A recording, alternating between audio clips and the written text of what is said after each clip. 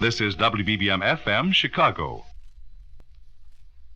Wrigley's Spearmint Chewing Gum, the refreshing, delicious treat that gives you chewing enjoyment, presents for your listening enjoyment...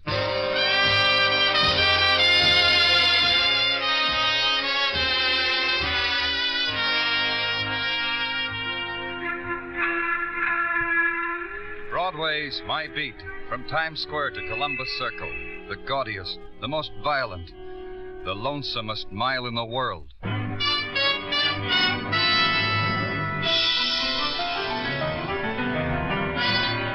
Broadway's My Beat, the thrilling drama of murder and mystery and the people who walk the Great White Way, with Larry Thor as Detective Danny Clover.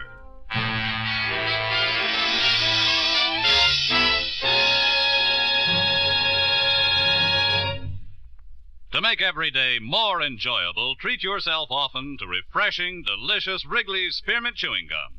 Here's a taste treat you can enjoy indoors, outdoors, at work, or at play. The cool, long-lasting mint flavor refreshes you. The smooth, steady chewing helps keep you fresh and alert. Adds enjoyment to whatever you're doing.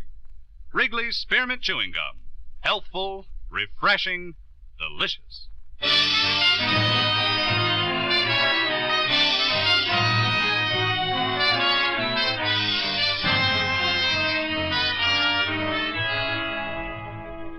The sea mist covers the sun, hangs a veil over Broadway. And for a time, Broadway is dimly seen, dimly heard. For an instant, Broadway is stunned. But then it recovers. It leaps to embrace the false night. The neon flares, the spectaculars explode. The banners are hung. Welcome, night. And for the time of the mist, it's good on Broadway. But then the sun breaks through again and spoils it, and the lights are turned off in sullenness, and backs are turned on the day. At police headquarters, you stand at a window and consider it. But you're interrupted. A man is dead in an apartment hotel, maybe 2 minutes from headquarters. Look into it, Danny. And you nod because you know that's the way it would come out.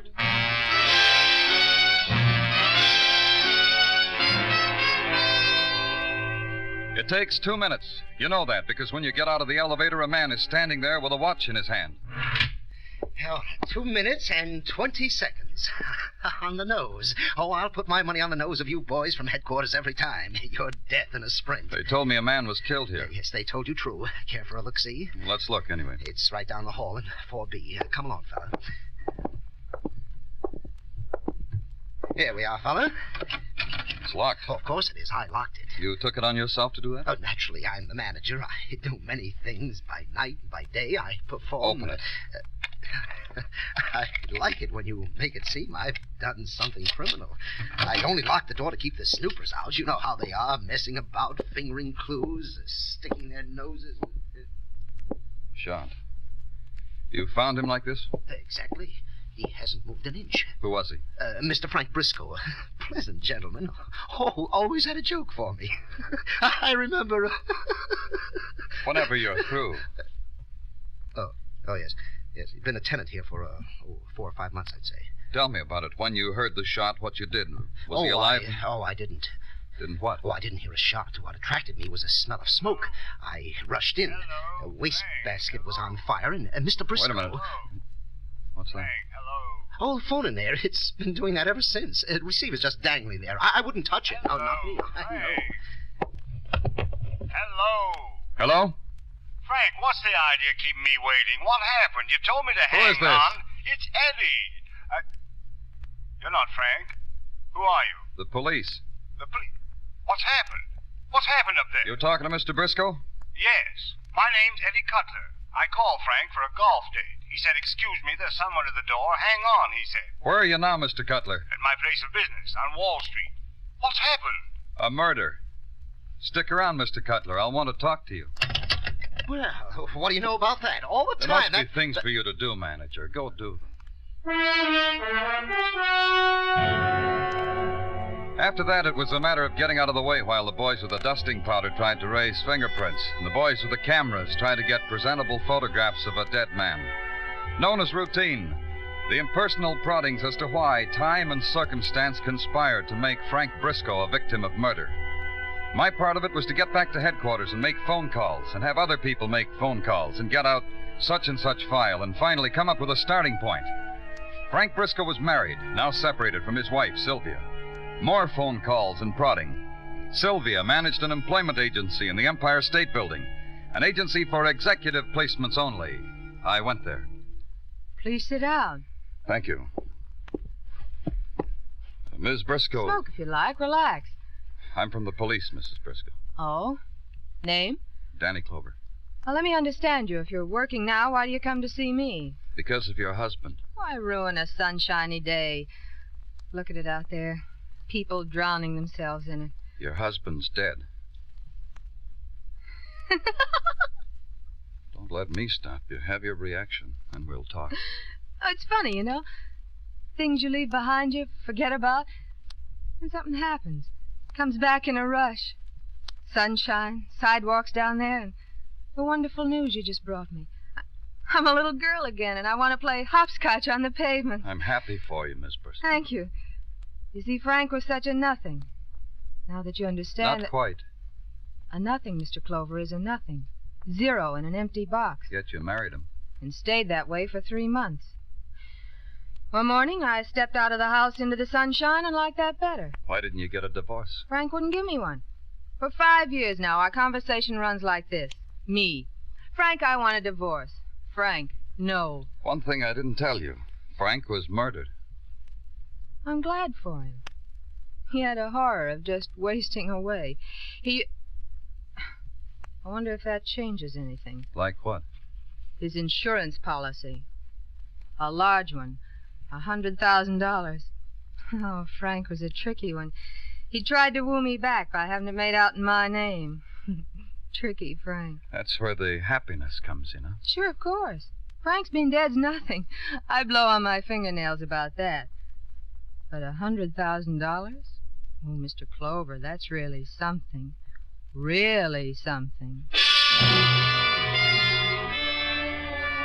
Her girlish ecstasy over the sunshine, the $100,000, the dead husband, made it harder. Because it made me sick. Because it made me greedy to book her for murder. But the happy, happy widow had answers that held. She had seen Frank only rarely from the day she'd walked out on him. Her lawyers handled it with him. No, she hadn't left her office that morning. Her secretaries, her clients could verify if I didn't care to take her word. Then she began to tell me what she'd do with all that money. About the time she was a white queen in the African jungle, I walked out on her.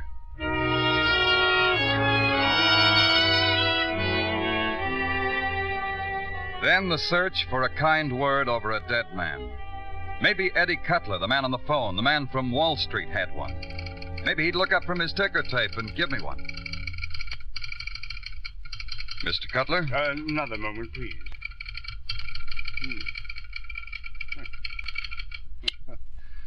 I wish I could let you in on this one.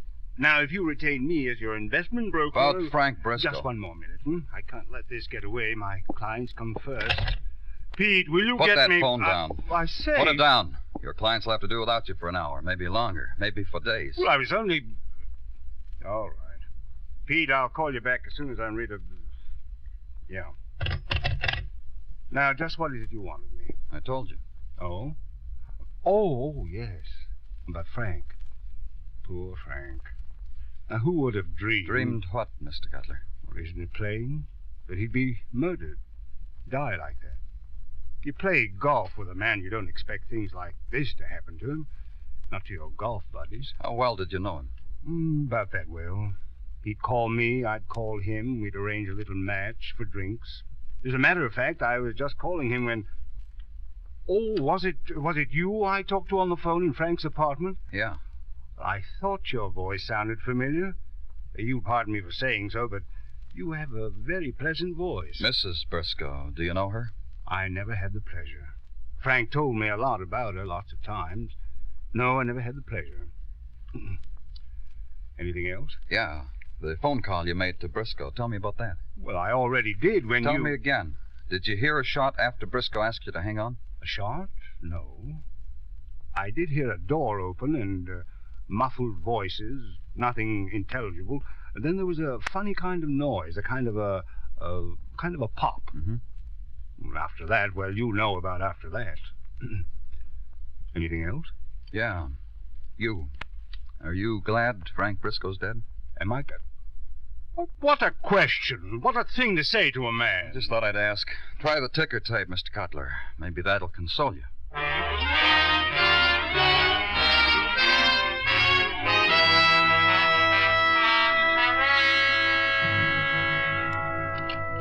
Danny? You may take 3 giant steps, Tartaglia. Come on in. I'm sorry, Danny, but I am not in the mood for levity today. We've got business to attend to. I apologize. Accepted. Thank you. Now, what can I do for you? Just sit there and admire the rapid manner in which New York's finest have come to your assistance. Why should I do that? Because I have in my hand a complete report of the dwellers who dwelt on the same floor of the apartment house in which Frank Briscoe was found deceased. Well, I'm proud. Tell me about it. Roger. Wilco. And there's not much to tell. But you'll tell me, huh? Only this, Danny. There were 3 other denizens of that floor. Mr. and Mrs. C.P. Meston, who are living there for nigh on to 13 years and who are no trouble at all. Huh? In fact, the manager was more than profuse in his plaudits of old C.P. He likes to play cribbage with him. Thank you. Who else? Then there's Mr. and Mrs. Milburn Jeffries, who live on a pension and a canasta board. Also, no trouble. Happy home, huh? Then there is a Miss Della Sloan. Spinster and a double solitaire fan. Oh, no, Danny, no. This Della Sloan is a young lady of 27 with a now-and-then kind of police record. Now and then what? Disturbing the peace, drunkenness. What was she doing in an apartment house like that? You know, that's what I can't figure. She checked in for 1 day, then checked out. Whimsical, huh? Where is this Della Sloan now? Oh, wait a minute. Now, here it is, at the tag end of my report. Central Park West, 2002. I answered all your questions, Danny. I did good, huh? Tartaglia did real fine. He even supplied a good question. What made Della Sloan so whimsical? It was a question that begged an answer. I had to find out what it was.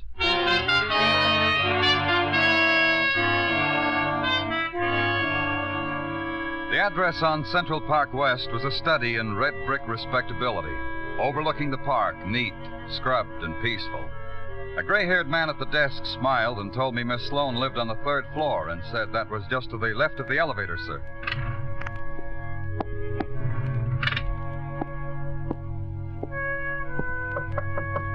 It was all so peaceful that I hated to break it up. Well, it's a long way from the bottles, so come on in. I'll show you where. Miss Sloan? Come on in, come on. It's better. Drinky? You want a little drinky, don't you? I'm from the police. Drinky? No? Oh, come on, mister, come on. Listen to me. Oh, you're strong. I like it when you hold me. Come on, dance with me. It's a radio and everything, come on. Now, look. Palmton Turnpike. Come on, move your feet. Come on, that's better. Miss Sloan. Della.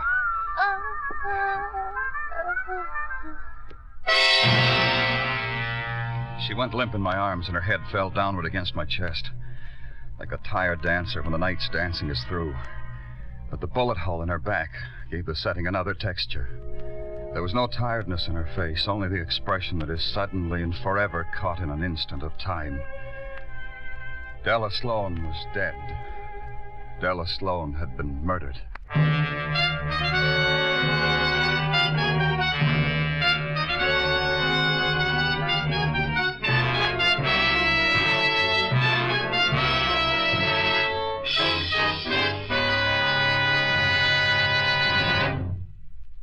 To make every day more enjoyable, treat yourself often to refreshing, delicious Wrigley's Spearmint Chewing Gum.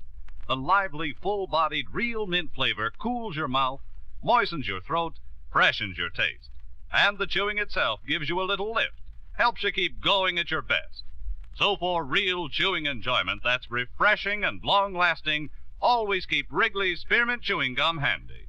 Healthful, delicious Wrigley's Spearmint Gum will make every day more enjoyable. We now continue with Broadway's My Beat, written by Morton Fine and David Friedkin and starring Larry Thor as Detective Danny Clover.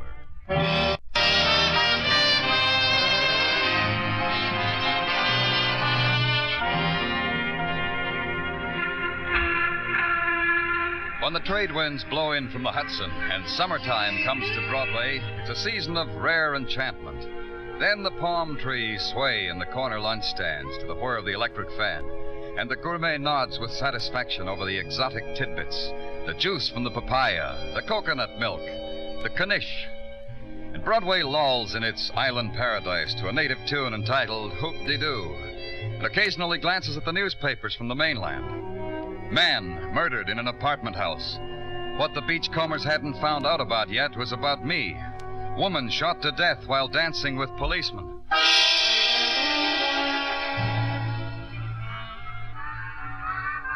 I put Della Sloan on the couch, walked over to the window. There was no one on the fire escape. The shot had come from there, but the murderer had fled. Only the small hole in the window, the fragments of broken glass on the rug. I called headquarters, reported it. Then I turned off the radio. 2 minutes after that, the door opened. It was too soon. It couldn't have been the police. Oh, I'm sorry. It wasn't. I didn't know Della had a caller. I'll go. No, don't go. Come in. Close the door. I don't bust nothing up for Della, mister. Close the door. Sure no. Hey, what's the matter? I'm a policeman. Oh. Hey, look at Della with you out again. Who are you? I'm Della's roommate, Bad Jean Owen. Now look at here, Della mister. didn't come home last night, did she? So? Did she? No. I'm trying to tell you, I'm a hard... Why wasn't she home? All right. Let's go to headquarters, Betty. Mister, wait a minute. Yesterday afternoon, Della had a phone call, and she wasn't in, so I took it. I gave her the number when she came in a few minutes later. That's all I know. What number? Well, I guess it's still over here on the pad. Yeah, here. Here it is. Thanks. Here. Well, you want some help with Della. I know what to do. Come on, sugar. Wake up. Betty. Hey, mister, you better give me a hand with the clothes, huh? She's dead, Betty. Murdered. Murder? Hey, what is this? Hey, you got the wrong idea. I didn't do it.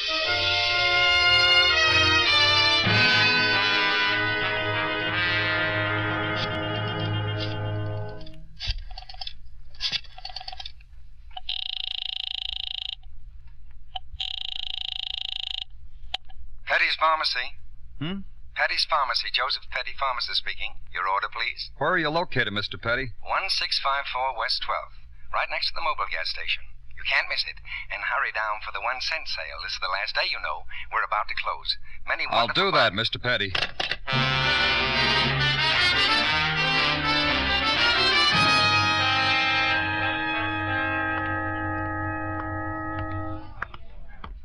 Are you being helped, please? We have many wonderful bargains. These beach balls, for instance, 2 for the price of... Well, you see the signs, and we blow them up. Joseph Petty, where is he? I'm Mr. Petty. You have a prescription you want filled? We can even take care of you in that department. I'm from the police, Mr. Petty. Oh, official? Oh, you want a discount? I'm afraid... Official. Oh, but everything's in order. I haven't been robbed, to my knowledge. My prescription books are examined regularly by the state... Della Sloan, you know her? Della Sloan. Let me see now.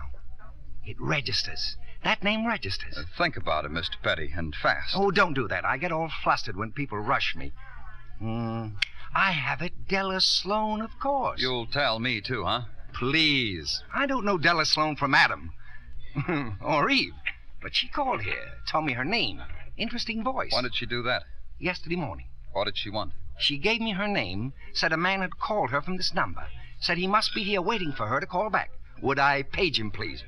Page, like this was a hotel or some such. But you did that because her voice was interesting. Exactly. Was the man here? He was, yes. He was eating a cheese nut burger, the special of the day at the Fontateria. When I called out, was there someone waiting for a call from a Miss Della Sloan? He put down his nut burger and said he was, thank you. That's as far as I ever got with Miss Della Sloan. Who was the man? I haven't the vaguest, except I gathered he was a friend of one of my sometime customers. Who would that be? Mrs. Sylvia Briscoe. She comes in here, as I said, sometimes, for a tonic or a special or... You said you thought they were friends, the man and Mrs. Briscoe. Why? Because yesterday, when Mrs. Briscoe walked in, the man got up from the soda fountain, tipped his hat to her, and talked quietly. From my observation of the world, friends do that. You know another reason? No, I don't, Mr. Petty. I really don't. After that, there wasn't much of the day to work in. I called on Mrs. Briscoe, but she wasn't home. Then I phoned headquarters and found they'd released Betty Owen. Her alibi that she'd spent the whole day with friends, checked. And I went home for some sleep.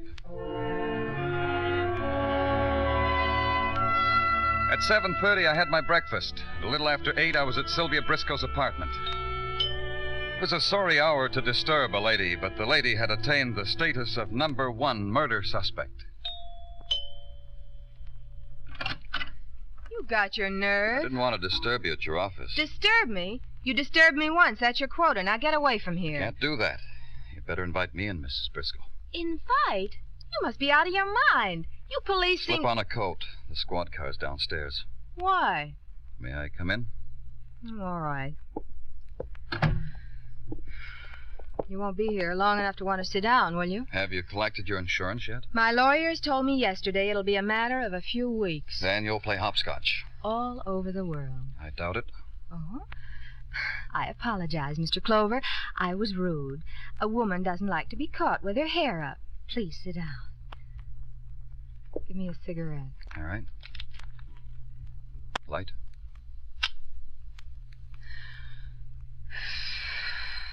What have I done? You tell me.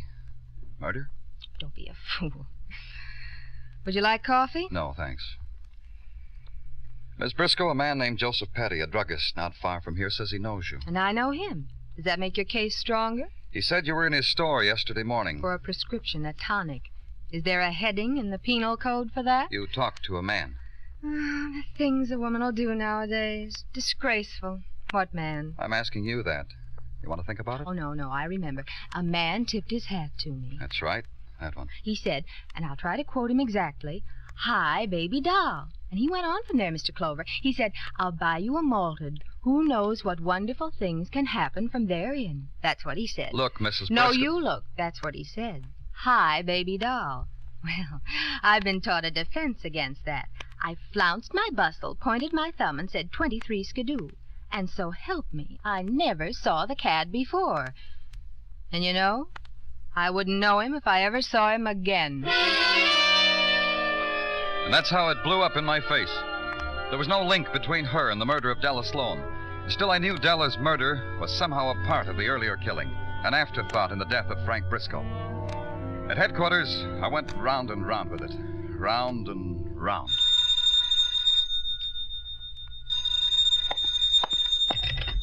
Yes? Tartaglia, Danny. In the matter of Della Sloan, we have been digging through the records and... And what? Not much, Danny, but I will give you a rundown. There may be something you can glom Danny, onto. can you come with me for a minute? Hold on, Tartaglia. What do you got, Muggavan? Lab boys have got the pictures developed in Della Sloan. Her apartment, the fire escape, things like that. Want to take a look? Yeah, let's go. Hey, Danny, I heard that. Who you going to take care of first, me or him? Him, Tartaglia. Call me back. Come on, Muggavan. I don't know if there's anything in the pictures, Danny, but you being there at the time, they might have a message for you. Yeah. In here, Danny. Over on my desk. Nothing I didn't see before. I'll take them back with me, though, okay? Sure, take them.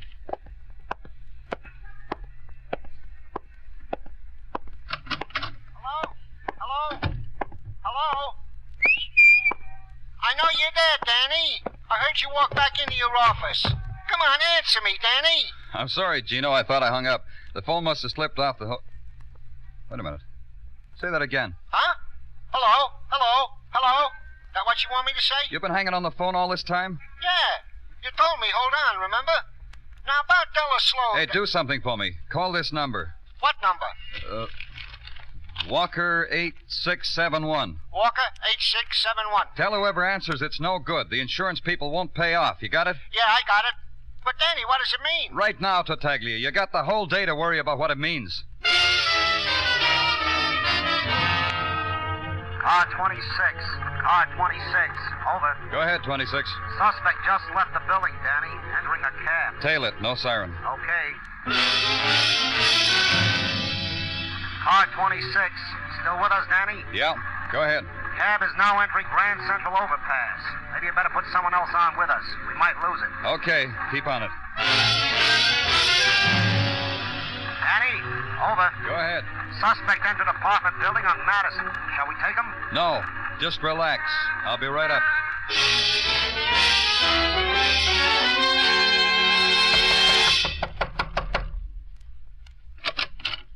Oh, hello, Mr. Clover. Say, we're practically going steady, aren't we? Then I get invited in, huh? Sure. Come on in. Oh, you know Mr. Cutler. We've talked. Sylvia, what kind of a trick is this? What are you trying to do with me? Relax, darling. I thought I'd finished with you, Mr. Clover. What do you want? You? Him? Mr. Clover, well, let me explain it to you. There's some things of Frank's, golf clubs Don't that be so stupid, Eddie. It's obvious what the gentleman wants. You for murder. You didn't hear me, Miss Briscoe. You, too. I'm getting out of here. Stay where you are. You followed Eddie here, didn't you? It was you who called him. Eddie. Huh? You fell for that stupid trick. You brought the policeman here, Eddie. You stupid man. Don't forget, you planned it with me. Pretty cleverly, too. Your idea, Eddie? No, hers. But it was you got Della to take a room near Briscoe's apartment, Eddie. When you heard him come home, you called him, told him to hold the phone, then walked down the hall into his room and shot him. My Eddie, he did that well. Shot him, then set a fire in the wastebasket to attract attention. Walked back to Della's room and waited till someone picked up the phone. How could you have known that? How? I was lucky. It happened to me today. The same pattern. But Della... She shot Della to keep her quiet. Della would have kept quiet for me. Isn't he miserable, Mr. Clover? Eddie shot that girl. I did not. You did. You did, and you know it. It gets worse and worse. What about it, Miss Briscoe? Look at him. Just look. He went to pot after his first killing. It was you. It was me, Eddie.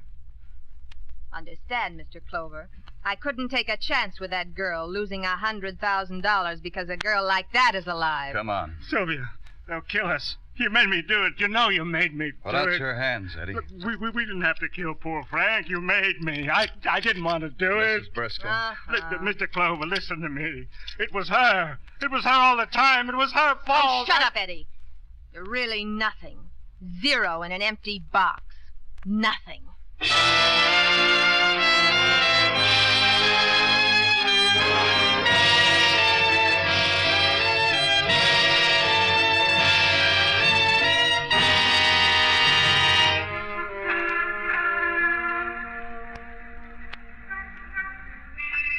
In the minutes before the dawn, Broadway lies huddled in a dreamless sleep. The silent street is part of it. The long, black night, the time of no stars, the muted wind, and from far away, the whispers.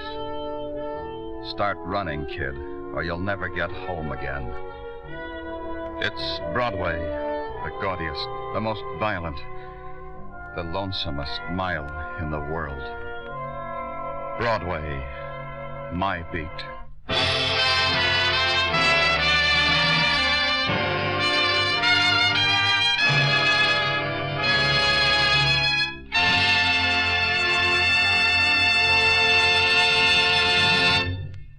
Remember, friends, to make every day more enjoyable, treat yourself often to refreshing, delicious Wrigley's Spearmint Chewing Gum. There's lots of cooling, real mint flavor in every stick. And chewing Wrigley's Spearmint helps keep you feeling fresh and alert. You feel better, work better, get more fun out of doing things. So indoors, outdoors, wherever you go, keep some healthful, refreshing Wrigley's Spearmint Chewing Gum handy. To make every day more enjoyable, treat yourself often to delicious Wrigley's Spearmint Chewing Gum. The makers of Wrigley's Spearmint Chewing Gum hope you've enjoyed tonight's story and that you're enjoying Wrigley's Spearmint Gum every day. We invite you to join us next week at this time when Detective Danny Clover returns again with Broadway's My Beat. Broadway's My Beat, brought to you by Wrigley's Spearmint Gum, is produced and directed by Elliott Lewis with music composed and conducted by Alexander Courage. The program is written by Morton Fine and David Friedgren and stars Larry Thor as Detective Danny Clover with Charles Calvert as Tartaglia. And included in tonight's cast were Mary Shipp, Cathy Lewis, Jane Novello, Lou Krugman, Joe Forte, and Jack Kruschen. This is CBS, the Columbia Broadcasting System.